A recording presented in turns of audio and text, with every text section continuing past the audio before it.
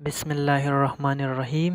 Knowledge گرو YouTube channel پر آپ سبھی کو خوش آمدید کہتے ہیں۔ میرا نام ہے محسن خان اور آج کا ہمارا ٹاپک ہے تذکیر و تانیث کی دو اقسام۔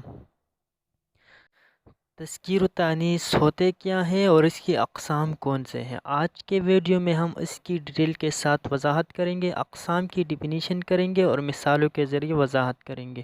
ویڈیو کو پورا دیکھیے گا تاکہ آپ اس ٹاپک کو باریکی سے سمجھ سکیں۔ آئیے شروعات کرتے ہیں۔ سب سے پہلے تذکیر و تانیث کی دو اقسام آپ کے سامنے پیش کرتے ہیں: حقیقی تذکیر و تانیث، غیر حقیقی تذکیر و تانیث۔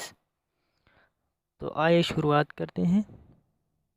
حقیقی تذکیر و تانیث: جانداروں کی تذکیر و تانیث کو حقیقی تذکیر و تانیث کہا جاتا ہے، یعنی جانداروں میں مذکر بھی ہوتے ہیں اور مؤنث بھی۔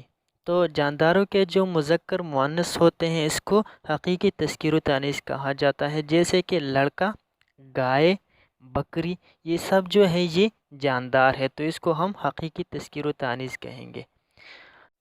یا اس طرح بھی سمجھنے کی کوشش کیجئے کہ جس مذکر کا مؤنث بن سکتا ہو اور جس مؤنث کا مذکر بن سکتا ہو، یعنی مذکر کا مؤنث ہو اور مؤنث کا مذکر ہو، تو اس کو حقیقی تذکیر و تانیث کہیں گے۔ جیسے کہ لڑکا جو ہے وہ جاندار ہے اور اس کا مؤنث ہے لڑکی۔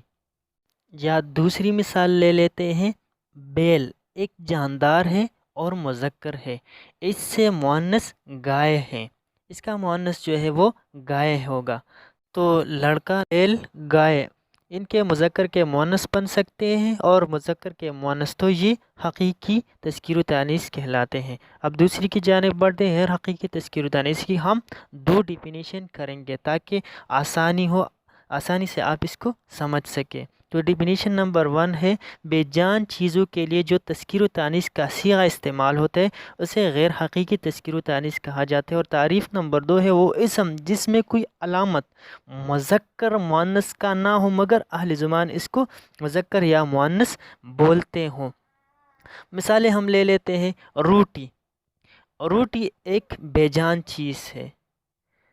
یا کتاب، بوری، اس مثال لے لیتے ہیں ہم، یہ بے جان چیزیں ہیں۔ اور آپ دیکھیے، روٹی اگر مؤنث ہے تو اس کا مذکر نہیں بن سکتا، اور اگر مذکر ہے تو اس کا مؤنث نہیں بن سکتا، اور اسی طرح کتاب اور بوری بھی ہے۔ اب اگر ہم پہلے ڈیفینیشن کی روح سے دیکھیں تو روٹی، کتاب، بوری بے جان چیزیں ہیں، تو یہ غیر حقیقی تذکیر و تانیث۔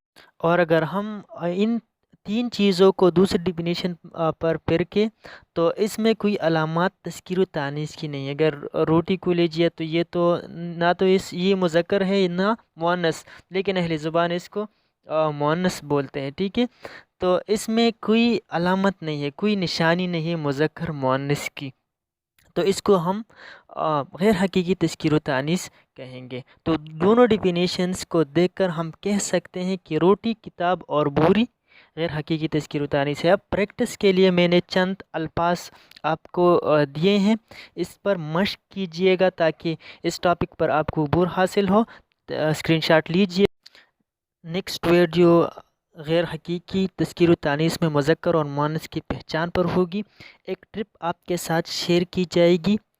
امید ہے آپ کو آج کا یہ ویڈیو پسند آیا ہوگا۔ اگر آپ نے اس ویڈیو لیکچر سے کچھ بھی سیکھا ہے تو ویڈیو لیکچر کو شیئر ضرور کیجئے گا۔ Thank you so much for watching. پھر ملاقات ہوگی نیکسٹ لیسن میں، تب تک کے لیے اللہ حافظ۔